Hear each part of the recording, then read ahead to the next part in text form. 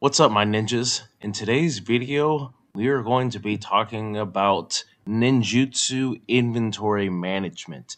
Essentially, how to get the most bang for your buck when it comes to knowing what you should ready in your ninjutsu slot versus, what you should probably avoid.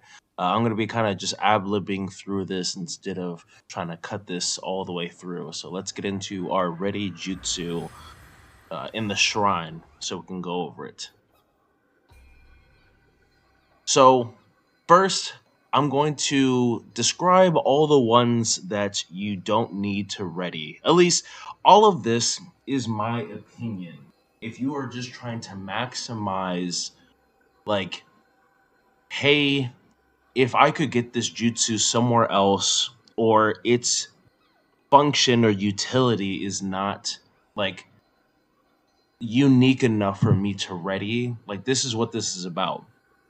So first, we're going to start off with the ones that you can just get in the Kodama Bazaar. So when you load into a mission, you go to make an offering and you go to Kodama Bazaar. There's several jutsu that you can buy off rip, no matter what map you're in, no matter what. And that's going to be your Shuriken and your Caltrops. Where are they? Caltrops. Now, also with the Shuriken and the Caltrops, if you have these, then it also pretty much means, and again, we're talking about conserving space. If you have a specific build that you're just trying to use this kind of stuff, like by all means, like buy it, ready it, whatever you want to do.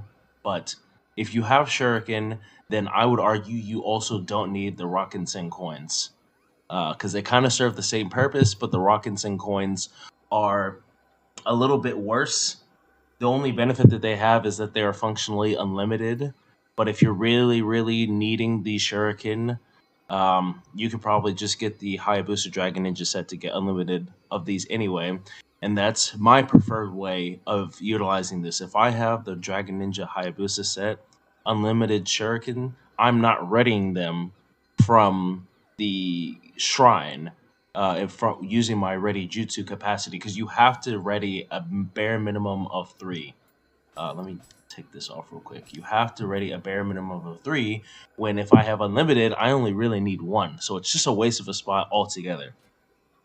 Um, Next is going to be your kunai. I mean, kunai and shuriken kind of serve the same purpose, and also kind of the storm kunai. So if you have shuriken, you really don't need kunai unless you're using the unlimited shuriken from the Hayabusa set, which makes your shuriken do the bare minimum damage and you can't increase it more, then sure, you could rid of the kunai, but you can ready a lot of shuriken as it is. So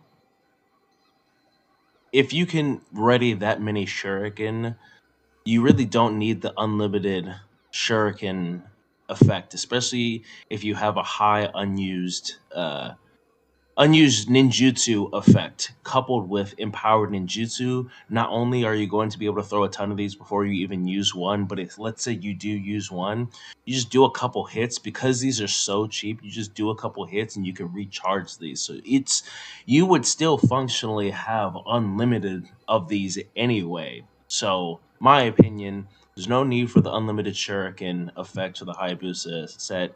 And since you're not having your shuriken damage being greatly reduced, then there's no point in the kunai, and there's also no point in the storm kunai, as storm kunai actually does less damage than the regular kunai.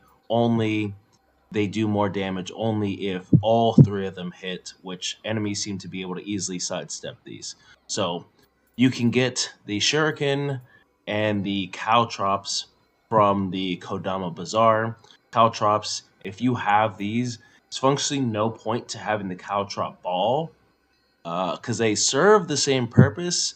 I am a tiny bit on the fence about this because the caltrop ball is so much more superior to the having the regular caltrops. But again, we are trying to conserve space. We only have so much capacity. If I'm just trying to get everything that I possibly can just to make sure that I have something, then you could just get the regular caltrops from the Kodama Bazaar. And then moving on, we have the items, the jutsu that the game just naturally drops on the ground from defeating enemies. And you have the ground fire bomb, which these also are sold in the Kodama Bazaar, so you really don't need to ready these. Um, Shrapnel bombs also naturally drop, so you don't need to ready these. You have your, where are they? Your antitoxin pill. Now, there isn't exactly antitoxin pills that drop. However, antidote items and sacred ash naturally drop, which serves the same purpose. The only difference is that they don't then give you a resistance to those status ailments. However, you could just get the resistance talisman from the Amyo. We're speaking strictly of conserving ninjutsu slot, so we might rely on our Amyo to circumvent that. But 9 times out of 10, you don't really need that after resistance to it. And the same thing with the 7 herb pills. There's no actual item that drops. However, you do drop the anti-paralytic needles, which also do drop in the Kodama Bazaar, and you also have the Sacred Ash, which naturally drops, and or you could use the Resistance Talisman in the Amyo. Next, we're gonna go over items that are pretty much the purpose is to inflict fire. So you have your fire shuriken, um, your where is it? Ground fire, and then you have your flaming dragon. The reason why we don't need to waste the jutsu spot on these is because regular bombs, gunpowder, shrapnel bombs, these all inflict fire. As you can see, they have that preface before them that says fire. That's how you know it inflicts fire. And it's kind of, its purpose. And then also we have the shadow art flaming feathers, flaming heron feathers that also inflict scorched. And another jutsu, and we have our fire explosive arrow. I was gonna talk about this in a certain order, but at this point I'm just saying screw it. So we have multiple other methods of inflicting scorch. We also have the guardian spirit to it. Where is he? Yatagarasu, which on ranged attacks it imbues fire. So we have multiple methods if we're really trying to make sure that we inflict fire. We have multiple methods of doing so that we don't need to utilize those specifically. Next, we're going to go over the jutsu that imbue poison. Now, because we have the poison shuriken.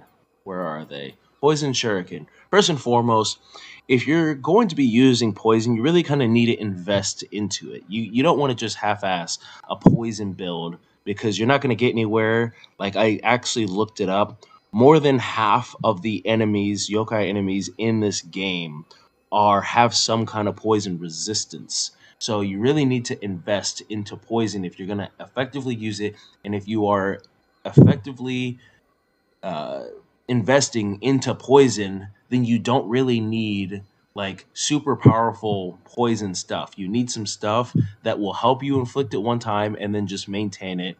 And if you have that uh, status accumulation, then at that point, all you should need is just a poison shuriken, something quick and easy to keep the poison status going and something easily recoverable if it gets used. So that's where your poison shuriken comes in and really covers everything that we need out of trying to inflict poison on anybody. So we don't need the Galnoth broth, especially because you can also just get imbue poison on your weapon as an effect, or use the Arcana of Serpent on active skills.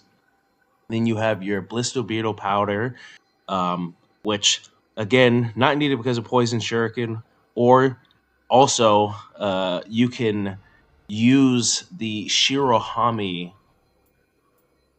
Where is he? Shirohami guardian spirit that inflicts poison on yokai abilities.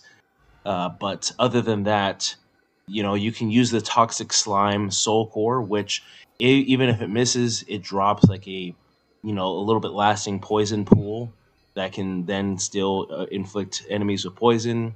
We won't need our Poison arrows, just generally not a recommended jutsu to use in general over your stun. And then we also won't need our toxic ground fire. Mainly, like I said, because we have our poison shuriken and the Shirohami uh, guardian spirit. And if you don't want to use that guardian spirit, that you can still ready the toxic slime soul core. Next, we're going to be going over our paralysis. So, again, I kind of talked about that in the specific jutsu video for those, but paralysis shuriken is just it's not really great for how you want to use paralysis, because you just don't get your most bang out of your buck for it.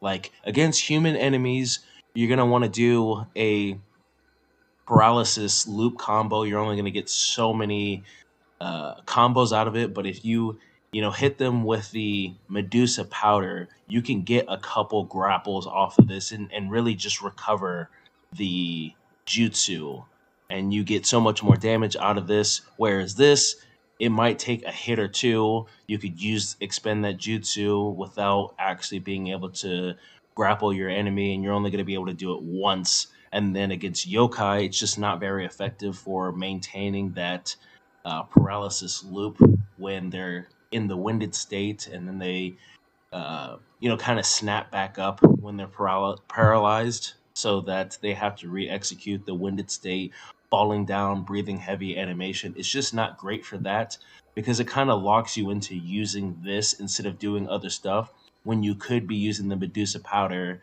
and using other active skills to deal more damage with the Arcana of Vermin on it. So paralysis, mainly the reason why we don't need a lot of the other jutsu is because we have the Medusa powder and the Itokiri Guardian Spirit, which, similar to Shirohami, has the paralysis on yokai abilities and a good paralysis accumulation.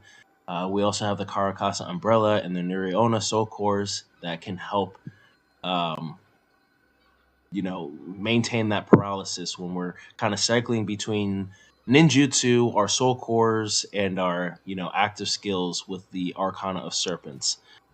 So this also accounts for your not your accounts for your paralysis shuriken, your hemlock broth. Again, you could just have imbue paralysis on your weapon or use the Arcana of Vermin, and your paralytic ground fire.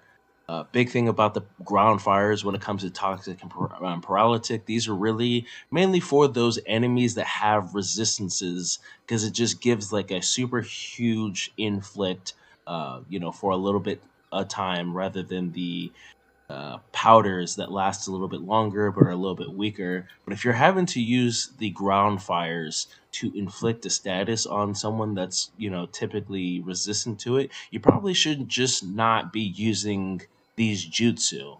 Like, unless you are just so committed to doing this and you're just like, hey, I have a paralysis build and that's all I can do and I refuse to play any other kind of way, then sure. But typically, if your enemy is resistant and you need the ground fires, you probably should just not use these jutsu. Now, I did leave the stun arrows here because these combine very well with another jutsu that we'll go over later, that I've kind of already talked about in that corresponding video. But for the most part, Medusa powder, Itakiri, the Soul Cores, Arcana Vermin will handle everything we need with paralysis. Now for the jutsu that are more utility than anything. So you have your Pinwheel Shuriken. Like I said in that video, mainly these are for dealing damage and trying to safely close distance between you and your opponent in a way that allows you to get your hit off without them hitting you first. And simply, there are just a lot of active skills that kind of already serve this purpose. Like, one of the enemies that I find the hardest to actually, approach is Ren Hayabusa. And every time I do true and through, he just like does not know what to do. Like, he just cannot really figure out how to get around that. So you have active skills, plenty of active skills in each weapon that allows you to close distance relatively safely against enemies, um, where you don't need the pinwheel shuriken. Next is going to be the blinding shell. Now, I kind of talked about this. The blinding shell affect blindness extremely overpowered, way more overpowered than people give it credit for. However, you could just join the Amago clan, which gives blindness, blindness on ninjutsu hit. So you could use any of these jutsu and still get the same effect that the blindness shell literally does by itself. You could use a fire based, a poison based, a whatever, element, and you will get blindness plus the other ailment infliction that jutsu does. So these just aren't worth it. Or you could use the brilliant stratagem two-set bonus, which gives blindness when an enemy is scorched. So there's multiple ways of getting blindness on enemies without having to sacrifice this jutsu slot. Next is going to be your smoke ball, and as I discussed recently in the Ongyoki video, you just use Ongyoki and you get the same exact effect. I think Ongyoki is so much better because you can move around and you become invincible versus, sometimes the smoke ball, like, they'll still look at you and they'll just wait for the smoke ball to dissipate versus on Yoki, they will just effectively turn around and walk away. um, Next is going to be your boy power pills. There's just plenty of attack bonus effects from skills, equipment like the Hayabusa Dragon Ninja set, or soul cores like the Yamamba that all give you an attack bonus that does not stack with the power pill. So these are just a waste.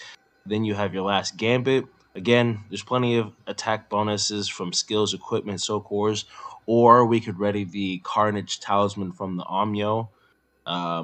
That is a little bit safer because all of those don't put your health at critical.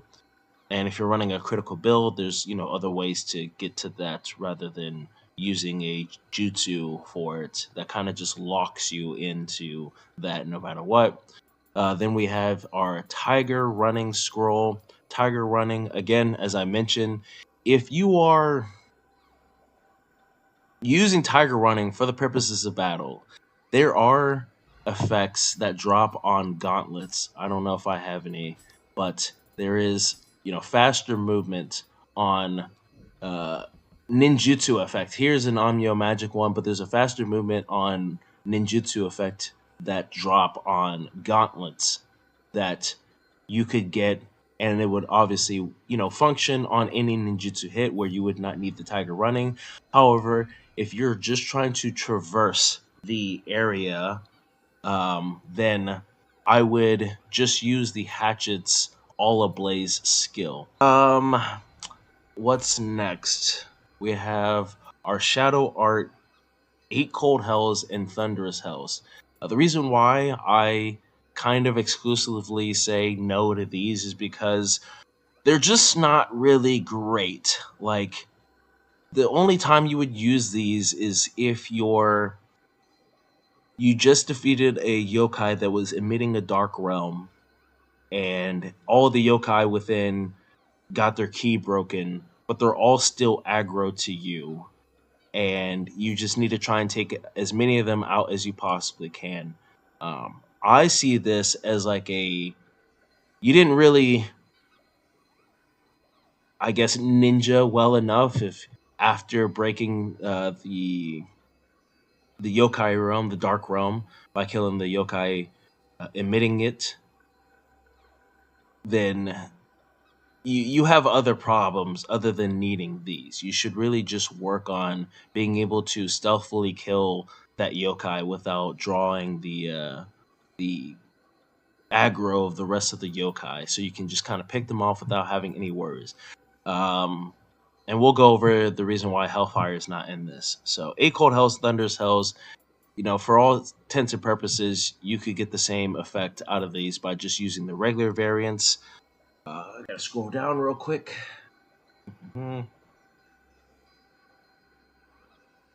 Okay, and next is your Sneak Thief. Again, you could just use Ongyoki for this. Typically, what I'll do is I'll just use Ongyoki just to pass whatever enemy and then release it. Obviously, it's Ongyoki is not going to allow you to travel through the entire map like Sneak Thief Scroll would, but typically you don't. You only need to be invisible at within a certain radius around enemies.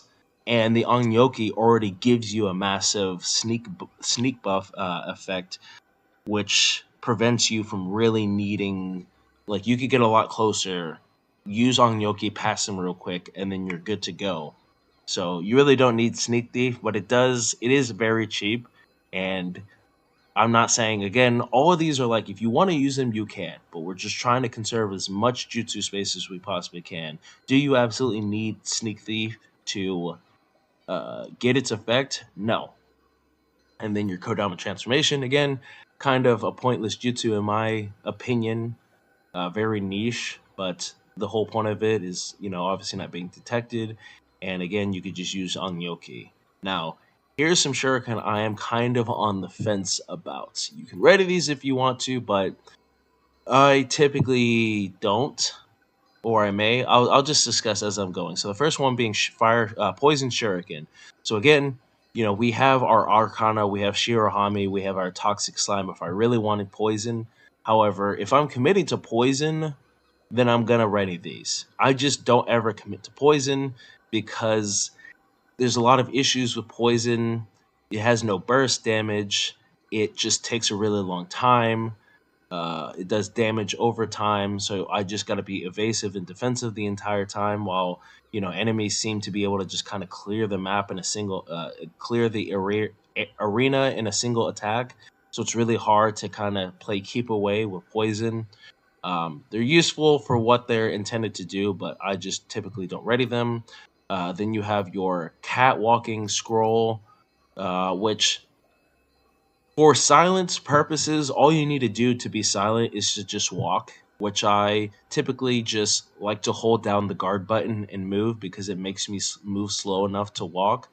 But it does have the added benefit of reducing the or decreasing the damage that you take when you fall from high places. So, in that sense, it does have a use that no other jutsu, no other means can replicate. But 9 times out of 10, you don't need to like deal with falling from high places and reducing that damage. That's a very not common occurrence. So I usually ready like one of them, but I could definitely make it work without readying these. Shadow Art Hellfires, getting back to these. So I usually don't ready these, and if I do, I might ready one. That is because if I'm in a yokai realm and I kill the yokai that's or not yokai realm, if I'm in a dark realm and I kill the yokai emitting the dark realm, and now all the yokai are key broken, some of them, a lot of the time, some yokai are just they're coupled together, they're grouped together very tightly. Where if I were to use my regular shadow arts to try and kill them, it would aggro the rest, and then they might drop a yokai pool and recover their key, and now I have to actually fight them. So instead of doing that, I will just use my Hellfire and get that bonus damage on their key being broken and kill all of them in one go. However, like I said, you can use effectively two of these. Like I will use one of these, burst counter, cancel out of the jutsu, moving forward, and then use another one of these to try and hit the other enemy. But if there's a bunch all in one spot, then sure, you could use this to save yourself having to try and hit multiple of them at the same time. Um, Next is going to be your Umbra Bullet. So, again, nothing really does anything like the Umbra Bullet. I mean, kind of close to the Exorcist Blade for what I showed in the video, but obviously these do two distinct things. These are mainly for, like I said, the scroll missions. So, if unless I'm in a scroll mission, I find basically no point to readying these unless I know the enemy is something that I can put in that stagger loop, like the Suiki or the Yatsu no Kame like I showed in that video. And then the levitation can be compensated by just using Onyoki. However, there is some use to this. I mean, obviously, it lasts a lot longer than you're going to be able to have Onyoki active. So, against enemies like Shuten Doji, or if I just really feel like I don't care to destroy the snake statues against Yatsu no Kami, I can use this to obviously be safe from the stage hazards.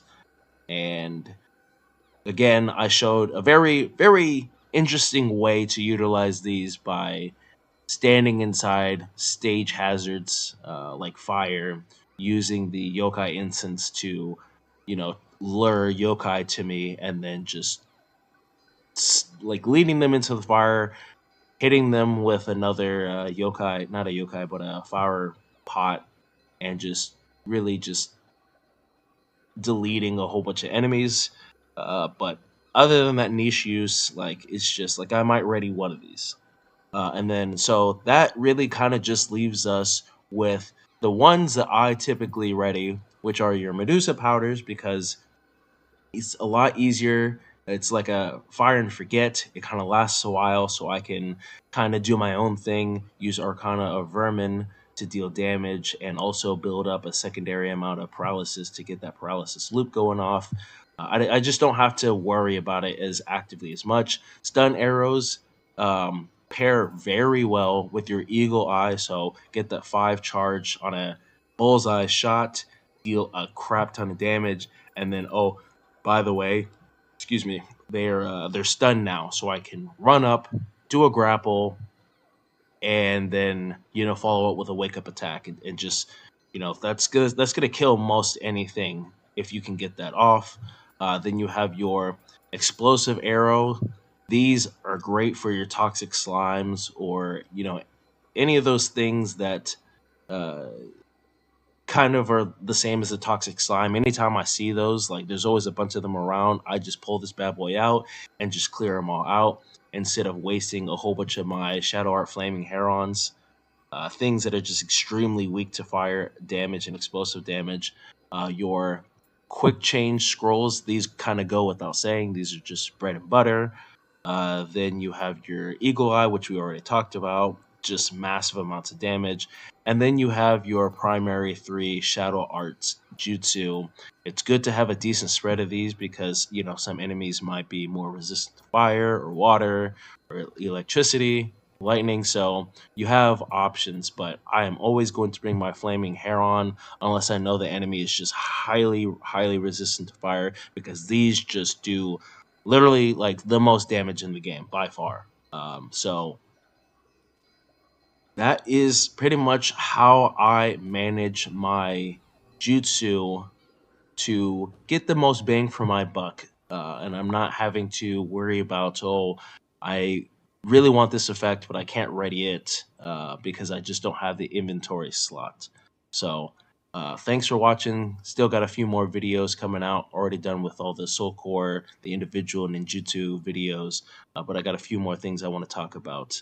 So until I see y'all next time, bye.